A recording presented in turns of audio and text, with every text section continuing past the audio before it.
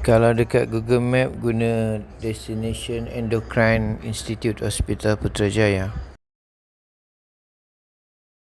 Drive sampai hujung bangunan hospital tu, and then masuk lobi pertama, bukan masuk berhenti dekat lobi kedua dekat dengan Siumat.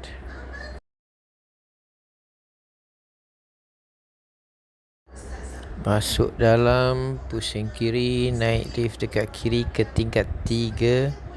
Ni lobi ni second floor actually.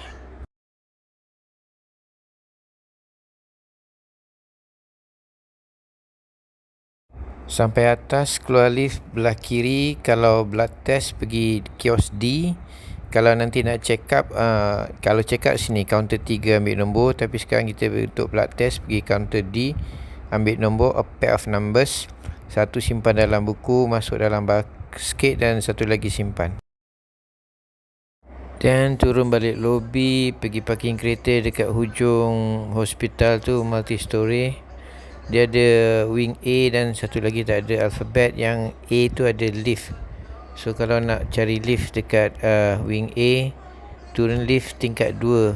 Keluar dari level 2 tu dan pergi hospital balik, ada susur.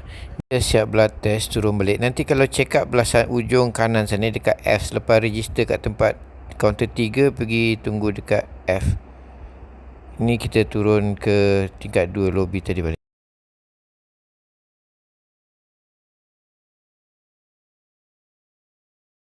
Dari nanti keluar ni, pergi ke lobi.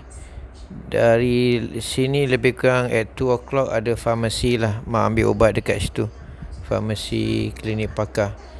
Dan kita hari ni tak ada ubat sebab blood test. Nak pergi kantin. Kantin ialah dekat bangunan utama. Ikut jalan ni, pusing kiri, kanan, dan masuk di lobi, ada counter information bangunan utama. Dan belok ke kiri, kantin ada dekat ujung sekali. Terus je, kantin ada dekat sebelah kanan.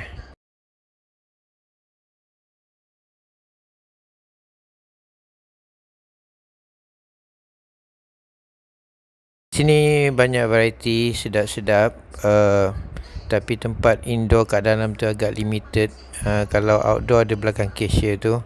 Tapi hari ni sebab nak cepat, kita tapau je. Hari ni time off dalam 3 jam je dari office. Dan nak balik, susul balik reverse jalan tadi, terus sampai middle dekat counter info tu, masuk dan ikutlah balik jalan tadi sampai kepada building hospital pakar.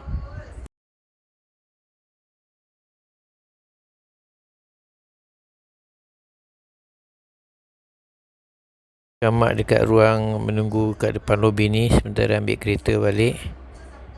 Sebab kalau nak bawa ke parking tu challenging sikit lah. Kadang-kadang dapat wing A adalah lift, kalau tak dia ada set, susah sikit. Sekian, harap video ni dapat membantulah siapa-siapa nak bawa mak next visit. Jazakallah khair. Selamat tinggal Malaysia. Semoga jumpa lagi, InsyaAllah. Assalamualaikum.